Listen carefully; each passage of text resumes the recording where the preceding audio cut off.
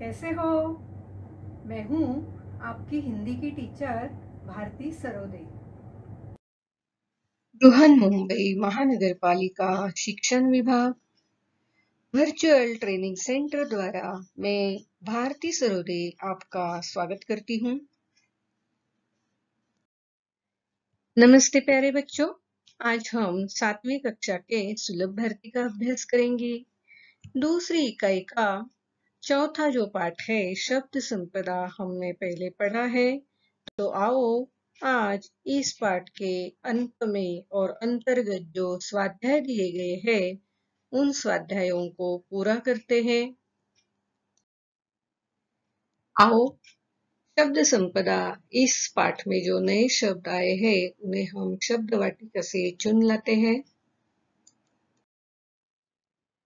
शब्द वाटिका: आदिम, पुराना, खोज, तलाश, सार्थक, अर्थ वाला, संयोजन, जोड़ना, मिलाना, निर्जीव, बेजान, अचेतन, तकलीफ, पीड़ा, परेशानी, धोखा, दगा, विश्वासघात, निरर्थक, अर्थहीन, व्यर्थ, निष्क्रिय, कृतिहीन, क्रियाहीन, संयोग, मेल, कठोर परिश्रम, कड़ी मेहनत, सीमित, मर्यादित, अलबत्ता, बेशक, निसंदेह, अंततः, समाप्ति तक, अस्तित्व, मौजूदगी, वर्षगांठ, जन्मदिन, सालगिरह, तरंग, लहर, कंपन, बिंदास, निर्भय, परवाह न करने वाला, प्रतिशब्द, समान, पर्यायी शब्द, साध्य, लक्ष्य, गलत, अनुचित, अनाप शनाप, निरर्थक बातें, हानिकारक, नुकसानकारक, स्वयं, खुद, अपने आप। विरुद्ध अर्थ के शब्द: आदिम, आधुनिक, सार्थक, निरर्थक, निर्जीव, सजीव, सुसंस्कृत, असंस्कृत, निष्क्रिय, क्रियाशील, हानिकारक, फायदेमंद, मित्रता, शत्रुता, अंत, शुरुआत। मुहावरे: दरार पड़ना, दूरी बढ़ना, वाक्य: गलतफहमी के कारण अच्छे रिश्तों में दरार पड़ती है। अनाप शनाप बोलना, निरर्थक बातें करना, वाक्य: अनाप शनाप बोलना हमारी सभ्यता को शोभा नहीं देता।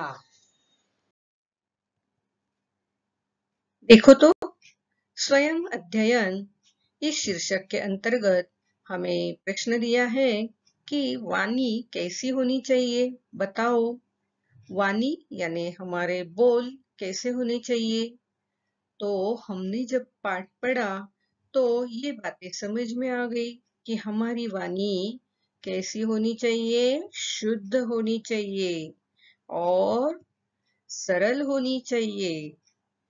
वाणी कैसी होनी चाहिए, मधुर होनी चाहिए, साथ ही उचित शब्दों का प्रयोग करने वाली होनी चाहिए और हमारे जो बोल है वो प्रभावी होनी चाहिए। तो हमारी वाणी यानी हमारे बोल कैसे होने चाहिए, शुद्ध, सरल, मधुर, उचित और प्रभावी। वाणी शुद्ध, सरल, उचित और प्रभावी होनी चाहिए।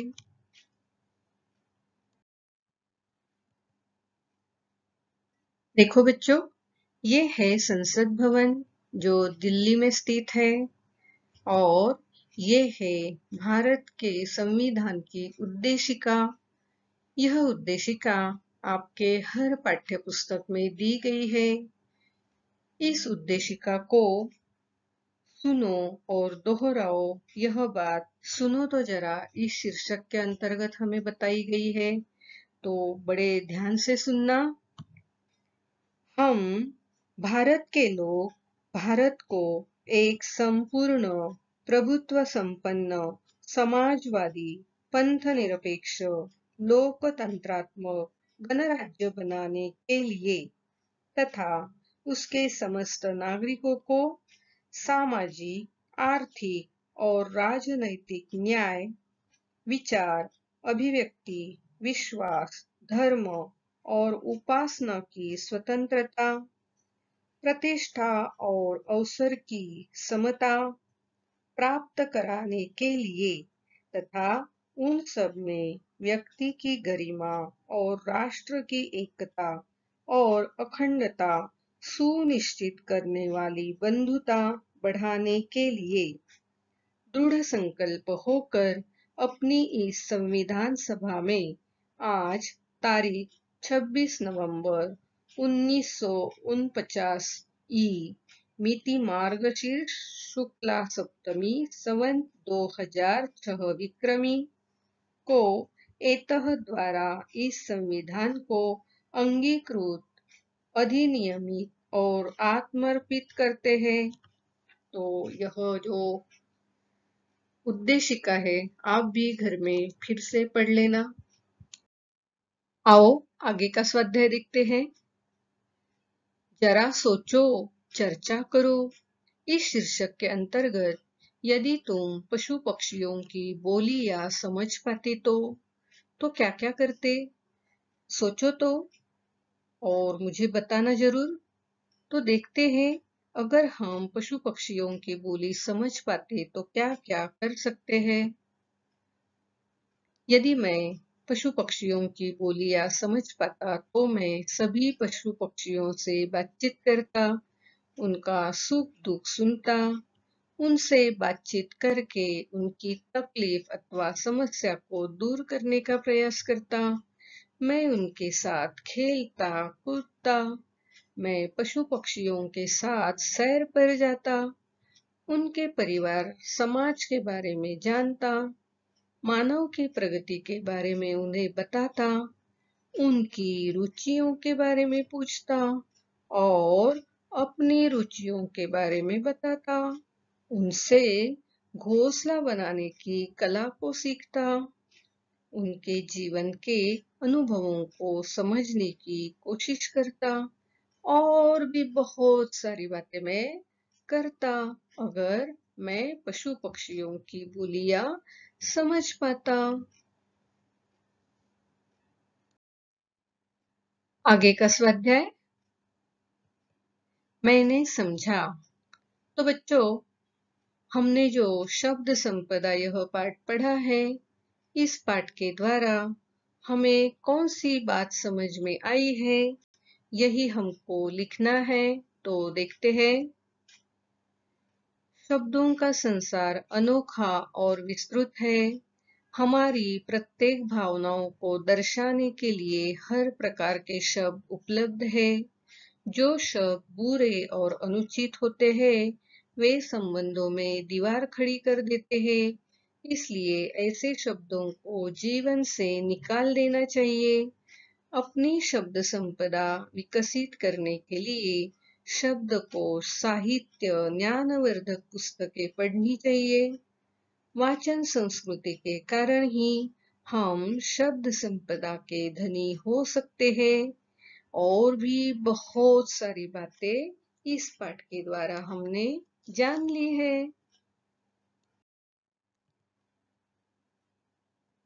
विचार मंथन इस शीर्षक के अंतर्गत कथनी मीठी खांड सी इस सुवचन का हम विस्तार करते हैं। इसके बारे में जानकारी लेते हैं। कथनी अर्थात हमारी वाणी सदैव मधुर व कर्णप्रिय होनी चाहिए। खांड यह गुड़ बनने के पहले की स्थिति का एक मधुर तरल पदार्थ है। हम अगर मीठी बोली में बोलेंगे तो सुनने वाले को सुख और संतोष का आनंद दे सकेंगे अधिकतर समस्याओं का कारण ही वाणी की कटुता है। मधुर वाणी को सुनना सभी को पसंद है। यह सहज और स्वाभाविक है। मनुष्य एक सामाजिक प्राणी है और समाज में उसे मिलजुल कर रहने में उसकी मधुर वाणी ही काम आती है। मीठी वाणी आपसी दरारों को मिटाकर मित्रता बढ़ाने का काम करती है। मीठी बातें करने वाला सर्वत्र पूजनीय और प्रशंसनीय होता है। वाणी में अगर मिठास होगी, साथ ही विनम्रता और प्यार हो, तो सफलता पाना आसान होता है।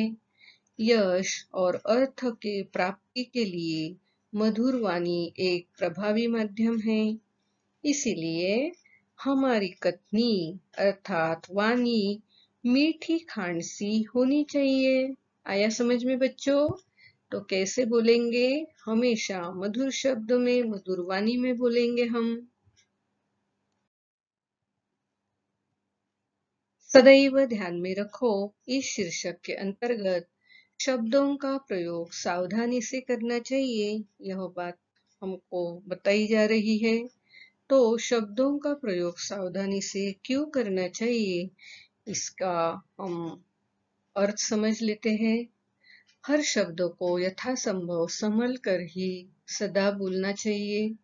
शब्द का कोई भी मूर्त रूप नहीं होता, यानी हमारी तरह उनके शरीर या हाथ पांव नहीं होते। इसलिए वे हम इंसानों की तरह हाथों पैरों से झगड़ा नहीं करते और न ही हथियार चलाकर किसी को घायल कर सकते हैं अथवा किसी की जान ले सकते हैं। मधुर वचन है औषधि, कटुक वचन है तीर। शब्द शस्त्र के समान होते हैं, क्योंकि जैसा कि हम सुनते आए हैं, कमान से निकला तीर वापस नहीं आता, वैसे ही मुंह से निकली बात भी वापस नहीं आती। इसलिए कोई बात कहने से पहले सोच विचार कर ही कहनी चाहिए। यही कारण है कि शब्दों का प्रयोग हमें सावधानी से करना चाहिए। आई बात समझ में बच्चों? तो कुछ भी बोलने से पहले किसी का दिल ना दुखे, किसी को चोट ना पहुंचे, ऐसे मधुर शब्दों में ही हमें बोलना है। ऐसे ही शब्दों का प्रयोग हमें बोलते समय करना है। यह बात हमेशा ध्यान में रखनी है। देखो तो, खोजबीन इस शीर्षक के अंतर्गत हमें हजारी प्रसाद द्विवेदी की कबीर ग्रंथावली से 5 दोहे ढूंढकर सुंदर अक्षरों में लिखो, यह स्वाध्याय दिया गया है। तो देखिए, ये है आचार्य हजारी प्रसाद द्विवेदी जी और ये है संत कबीर। संत कबीर ने लिखे जो दोहे हैं, कबीर ग्रंथावली में संग्रहित हैं। उन्हीं में से 5 दोहे मैं आपके लिए लाई हूँ। आप इन्हें सुनना, उसका अर्थ समझना और सुंदर अक्षरों में अपने कॉपी में लिखना है। तो आइए पहला दोहा दिखते। ऐसी बानी बोलिए मन का आपा खोई, आपन को शीतल करे और हूँ शीतल होई। तो शब्द संपदा इस पाठ में अभी अभी हमने पढ़ा है कि हमारी बोली, हमारी वाणी ऐसी होनी चाहिए कि जो हमें भी आनंद दे और सुनने वाले को भी आनंद दे। दूसरा जो दोहा है देखते हैं। बुरा जो देखन में चल्या, बुरा न मिलिया कोई, जो दिल खोजा आपना, मुझसा बुरा न कोई। तो संत कबीर यहाँ कहते हैं कि मैं दूसरों की बुराई देखने चला था, तो मुझे किसी में कोई बुराई नहीं दिखाई दी, लेकिन जब मैंने अपने ही दिल के अंदर झांक के देखा, तो मुझे ये महसूस हुआ कि इस जग में मुझसे बुरा कोई नहीं है। और तीसरा जो दोहा है, बोली एक अनमोल है, जो कोई बोले जाने, हिये तराजू तोल के, तब मुख बाहर आनी। तो जिस तरह हीरों को तराजू में तोल के उसकी कीमत होती है, उसी तरह हमें जो ओली का अनमोल वरदान मिला है, तो जब हमारे मुख से शब्द बाहर आते हैं तभी उनकी कीमत होती है कि हम किस तरह के शब्द उपयोग में लाते हैं। तो इसलिए हमेशा अच्छे शब्दों का उपयोग करना चाहिए। आगे का दोहा देखते हैं। माटी कहे कुम्हार से, तू क्या रोंदे मोए, एक दिन ऐसा आएगा मैं रोंदूंगी तोए। यहाँ आपने कभी कुम्हार का काम देखा होगा। वो मिट्टी के घड़े बनाता है, तो इस मिट्टी को उसे पानी से अच्छी तरह रौंदना जा रौंदा जाता है। तो क्या करता है कुम्हार, अपने पांव से पानी और माटी को रौंदता है। तो यह जो रौंदी जाने वाली माटी है उसे क्या कहती है कि एक दिन ऐसा आएगा मैं रौंदूंगी तो। इसका मतलब यह है कि हर एक की कभी ना कभी मृत्यु होती है और मृत्यु के बाद हम इस धरती में ही समाये जाते हैं। आगे का दोहा देखते हैं। कबीरा खड़ा बाजार में, सबकी चाहे खैर, ना काहू से दोस्ती ना काहू से बैर। तो जब हम इस दुनिया में रहते हैं तो किस तरह हमें रहना चाहिए, तो इस तरह रहना चाहिए कि सबकी खैर हो, सब सलामत रहे, यही हमारी इच्छा होनी चाहिए। तो ऐसा अगर हमारा स्वभाव है, सबकी खैरियत हम चाहते हैं, तो हम किसी से भी बैर नहीं मोड़ लेते। तो इस तरह के बहुत ही सुंदर ऐसे दोहे कबीर ग्रंथावली में हैं। आज हमने सिर्फ 5 दोहों को देखा है। आपको वक्त मिले तो जरूर और भी दोहे देख लेना, पढ़ लेना।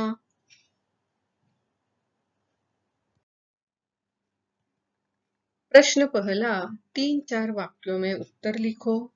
उसमें से पहला प्रश्न है, क भाषा का क्या अर्थ है, इसके कारण क्या हुआ है। भाषा का अर्थ क्या है देखते हैं। भाषा का अर्थ है सार्थक शब्दों का व्यवस्थित क्रमबद्ध संयोजन।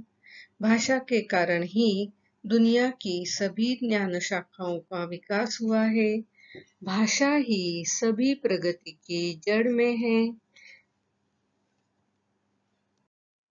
आगे का प्रश्न देखते हैं। ख भाषा समृद्ध कैसी होती है, तो देखते हैं भाषा समृद्ध कैसे होती है। कुछ शब्द बड़े बिंदास होते हैं, वे किसी भी भाषा में जाकर अपने लिए जगह बना ही लेते हैं। शब्दों के इस प्रकार बाहर जाने और अन्य भाषाओं के शब्दों के आने से भाषा समृद्ध होती है। जब एक भाषा के शब्द दूसरी भाषा में प्रयोग लाए जाते हैं और साथ ही किसी भाषा के शब्दों के हमारे पास प्रतिशब्द नहीं होते हैं, तो हम उन शब्दों को अपनी भाषा में उसी तरह इस्तेमाल कर लेते हैं और इस प्रकार भाषा समृद्ध होती है। दूसरा प्रश्न, शब्दों के बारे में लेखक के विचार बताओ। लेखक के अनुसार मनुष्य के मस्तिष्क ने भाषा की खोज की है। भाषा शब्दों का संयोजन है। वैज्ञानिक दृष्टि से अक्षर केवल ध्वनि के चिन्ह हैं, वे निर्जीव हैं, लेकिन इन्हीं अक्षरों से बनने वाले शब्दों में ताकत आ जाती है। प्रत्येक शब्द अलग अलग अर्थ देते हैं। कुछ शब्द कभी हंसी खुशी तो कभी उदासी और दुख प्रकट करते हैं। कुछ शब्द प्रिय, कुछ अप्रिय, कुछ सक्रिय बनाने वाले, कुछ निष्क्रिय बनाने वाले, कुछ शब्द मित्रता करने वाले तो कुछ स्वतंत्र रहने वाले प्रकृति के होते हैं। गलत शब्दों का प्रयोग करने से वर्षों की दोस्ती तक टूट जाती है। शब्द बड़े अमूल्य है, इनका उपयोग सोच समझ कर करना चाहिए। अपनी शब्द संपदा को बढ़ाने के लिए साहित्य का वाचन और शब्दकोश का भी अध्ययन करना चाहिए। तो यही बातें शब्द संपदा इस पाठ में हमें लेखक ने बताई है। तीसरा प्रश्न है, भाषा समृद्धि के कारण लिखो। भाषा समृद्धि के कारण इस प्रकार है। पहला, कुछ भाषाओं के शब्द किसी भी अन्य भाषा से मित्रता कर लेते हैं और उसी भाषा में स्वतंत्र रूप से रहने लगते हैं। इस कारण वह भाषा समृद्ध हो जाती है। दूसरा कारण है, जब एक भाषा का शब्द दूसरी भाषा के शब्द के साथ जुड़कर नया शब्द का निर्माण करता है, तब भी भाषा समृद्ध होती है। तीसरा, जब दूसरी भाषा के शब्द प्रयोग में लाए जाते हैं और साथ ही हमारी भाषा में इन नए शब्दों के प्रतिशब्द नहीं होते हैं, तो हम उन्हीं शब्दों को अपनी भाषा में इस्तेमाल कर लेते हैं और इस प्रकार भाषा समृद्ध होती है। तो इन सारे कारणों के कारण भाषा समृद्ध होती है। चौथा प्रश्न है, वाचन संस्कृति बढ़ाने से होने वाले लाभ लिखो। तो आइए देखते हैं। वाचन संस्कृति बढ़ाने से होने वाले लाभ निम्नलिखित है। पहला लाभ, वाचन संस्कृति बढ़ाने से हमारे चरित्र, बुद्धिमत्ता, समझ और संस्कारों पर सकारात्मक प्रभाव पड़ता है। दूसरा लाभ यह होता है कि वाचन संस्कृति से हम कम से कम शब्दों में अर्थपूर्ण बोलना और लिखना सीखते हैं। तीसरा, वाचन संस्कृति बढ़ाने से हमारी शब्द संपदा बढ़ती है। चौथा, वाचन संस्कृति से सुंदर, उपयुक्त और अर्थमय शब्दों से जो वाक्य परीक्षा में लिखते हैं, उसी कारण परीक्षा में उत्तम श्रेणी की प्राप्ति होती है। तो ये सारे वाचन संस्कृति बढ़ाने से होने वाले लाभ है। भाषा की ओर इस शीर्षक के अंतर्गत नीचे दिए गए वाक्य पढ़ो और उपयुक्त शब्द उचित जगह पर लिखो। इस तरह का स्वाध्याय हमें दिया है।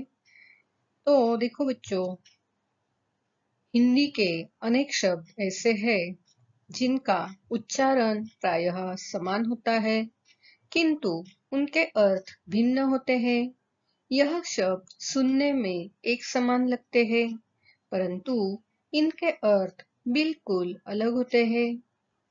गलती से भी अगर आप गलत शब्द का प्रयोग कर दे तो अर्थ बिल्कुल ही बदल जाएगा। तो आइए हम कुछ ऐसे शब्द देखते हैं। उदाहरण के लिए कुछ शब्द देखिए। दीन, इसका अर्थ है गरीब, निर्धन या विपन्न। तो दूसरा जो दीन शब्द है, इसका अर्थ है दिवस या हर रोज। अब इन दोनों शब्दों को आप ध्यान से देखिए। इसमें ह्रस्व और दीर्घ दी लिखा है। तो ये दोनों ही शब्द दिखने में या सुनने में बिल्कुल एक समान लगते हैं, लेकिन उनके अर्थ बिल्कुल ही अलग अलग है। और एक उदाहरण देखते हैं।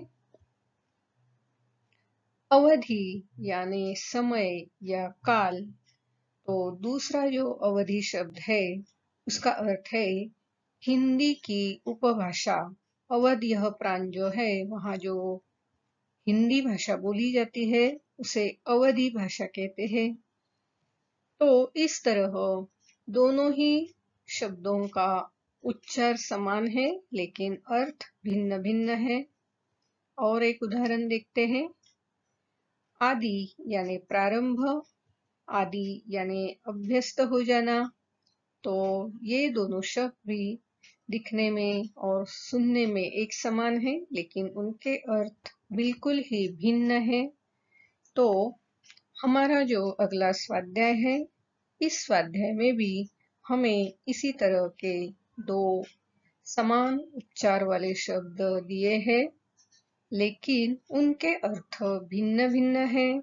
तो आइए हम उनमें जो शब्द दिए हैं उनका पहले अर्थ समझते हैं और उन दिए हुए शब्दों का रिक्त स्थानों पर उचित उपयोग करते हैं। तो आओ आगे स्वाध्याय देखते हैं। देखो तो, बिल्कुल ध्यान से देखना है। यह जो ट्रेन आई है, देखना कितना मजेदार स्वाध्याय यहाँ बनाया है। दो शब्द दिए हैं, मिल और मिल। तो ये दोनों शब्द जो है, इनका हमें नीचे दिए हुए वाक्य में प्रयोग करना है। तो सबसे पहले दोनों शब्दों का अर्थ क्या है, यह हम समझ लेते हैं। पहला जो शब्द है मिल, उसका अर्थ होता है अंतर की दूरी। तो दूसरा जो शब्द है मिल, उसका अर्थ है कारखाना। तो आओ ये जो ऊपर वाक्य दिया है, उस वाक्य में हमें उचित जगह ये दोनों शब्द लिखने हैं। थोड़ा सोचो तो, लक्ष्मी मिल कौन सा पहला शब्द आएगा या दूसरा शब्द आएगा? 10 मील कौन सा शब्द आएगा, पहला या दूसरा? ठीक से अर्थ के अनुसार सोच लो और रिक्त स्थानों की पूर्ति करो। तो आओ देखते हैं, रिक्त स्थानों की पूर्ति करते हैं। लक्ष्मी मिल यहाँ से 10 मील दूरी पर है। लक्ष्मी मिल यह कारखाने का नाम है। 10 मील यह अंतर की दूरी बताता है। तो आइए इसी तरह का आगे भी स्वाध्याय देखते हैं। देखो तो, अब हमें कौन से समान दिखने वाले शब्द दिए हैं? प्रण और प्राण, ये दो शब्द दिए हैं। तो उसके लिए जो वाक्य दिया है, उसमें उचित शब्द हमें रिक्त स्थानों पर लिखना है। आओ पहले इन दोनों शब्दों का अर्थ जान लेते हैं। प्रण यानी दृढ़ निश्चय। तो प्राण यानी सांस या श्वास, या हम जो जीवित है। तो इस तरह ये दोनों शब्दों के अर्थ है। तो सोचो तो, पहले रिक्त स्थान पर कौन सा शब्द आएगा और दूसरे रिक्त स्थान पर कौन सा शब्द आएगा? सोच लिया तुमने? तो तुम्हारा जो जवाब है, यहाँ चेक कर लेना बराबर है या नहीं। प्राण छोड़ दूंगा पर प्रण नहीं छोड़ूंगा। तो आगे का वाक्य भी देखते हैं, आओ। देखो तो, बिल्कुल ध्यान से देखना। दिए हुए शब्द जो है, पहला शब्द है हंस और दूसरा हंस। तो हमें रिक्त स्थानों में कौन सा हंस शब्द लिखना है, पहले उनके अर्थ जान लेते हैं और फिर रिक्त स्थानों की पूर्ति करते हैं। देखो तो, हंस चंद्र बिंदी वाला हंस जो है, उसका मतलब है हंसना। और सिर्फ बिंदी जिस पर है हंस लिखा है, वह लंबी गर्दन वाला एक पंछी है। तो अब हमें रिक्त स्थानों पर कौन सा हंस यह शब्द पहले लिखना है और कौन सा दूसरी बार लिखना है। वाक्य को देखो, समझो और बताओ तो मुझे। सोच लिया तुमने? तो आओ आपका उत्तर चेक करते हैं। हंस को देखकर रुचिका हंस पड़ी। तो इस तरह समान उच्चार वाले ये जो दो शब्द है, उनका उचित जगह हमने उपयोग किया है। ये देखो, अब हमें जो दो शब्द दिए हैं, बिल्कुल ध्यान से देखना। कोश और दूसरा शब्द है कोश। और जो वाक्य दिया है, यह वाक्यों में रिक्त स्थानों में कौन सा पहला शब्द आएगा और कौन सा दूसरा आएगा, यह जानने के लिए सबसे पहले हम इन दोनों शब्दों के अर्थ समझते हैं। पहला जो कोश शब्द है उसका अर्थ है खजाना या भंडार, और दूसरा जो कोश शब्द है इसका अर्थ है संग्रह या आवरण। तो आइए रिक्त स्थानों में हम उचित कोश शब्द लिखते हैं। शब्दकोश में कोश शब्द मिलता है। अरे वाह, कितना मजेदार वाक्य है। शब्दकोश में कोश शब्द मिलता है, बिल्कुल सही। आगे देखते हैं। देखो तो अब कौन से शब्द दिए हमें? दिन और दिन। तो या दोनों शब्द जो है, इन दोनों शब्दों का हमें दिए हुए वाक्य में उपयोग करना है। तो इनके अर्थ हमने देखे हैं, फिर से एक बार पढ़ लेते हैं। दिन यानी गरीब या विपन्न, और दूसरा दिन शब्द जो है उसका अर्थ है दिवस या हर रोज। तो जो वाक्य दिया है उसका हम उचित शब्दों से भरकर फिर से लिखते हैं। दिन रात दिन दुखियों की सेवा करना सभी का कर्तव्य है। देखो, दिन रात और दिन दुखिया, तो ये जो शब्द है इन शब्दों में हमने उचित जगह उनको जोड़ दिया है। अब आगे का वाक्य देखते हैं। देखो तो आगे दो शब्द हमें दिए हैं, कूल और दूसरा शब्द है कूल। तो इन शब्दों का हमें वाक्य में प्रयोग करना है। तो पहले हम इनका अर्थ जान लेते हैं। कूल इस शब्द का अर्थ है समस्त या सारा। तो दूसरा जो कूल है उसका अर्थ है तट या किनारा, जैसे नदी का तट, नदी का किनारा। तो आइए इन दो शब्दों का हम वाक्यों में उपयोग करते हैं। नदी के कूल का कुल जल समेटा नहीं जा सकता।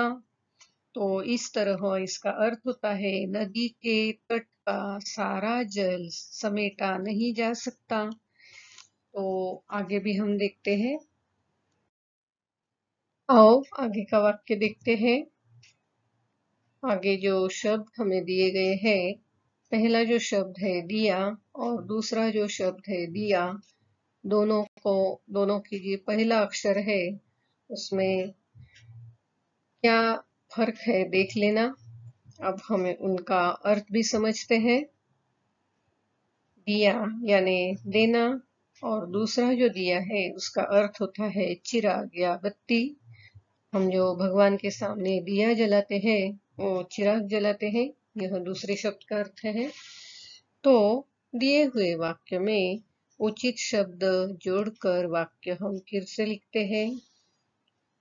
दिया दिवाली में जलाकर देहरी पर रख दिया।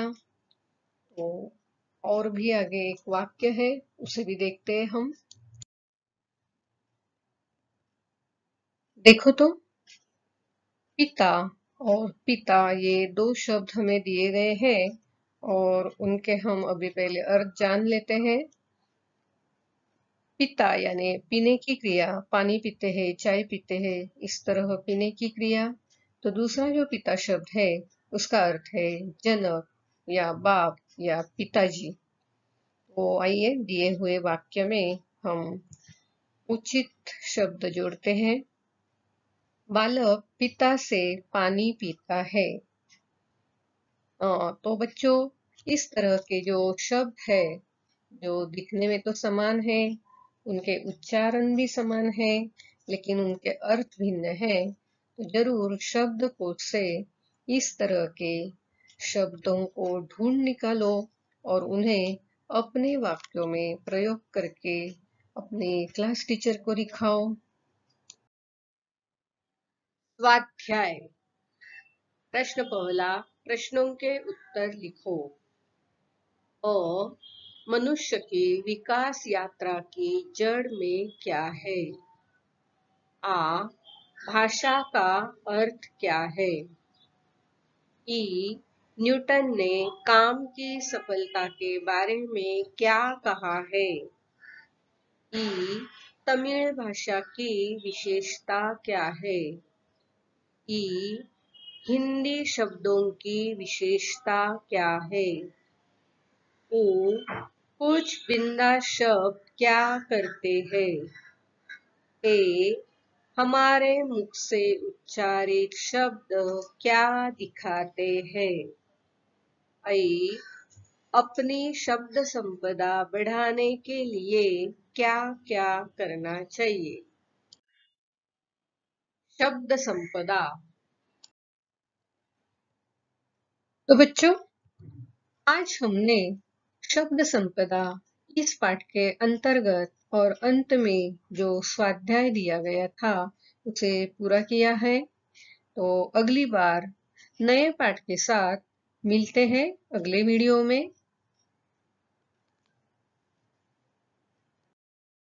आज आपने यह वीडियो कंप्यूटर, लैपटॉप या मोबाइल पर देखा होगा।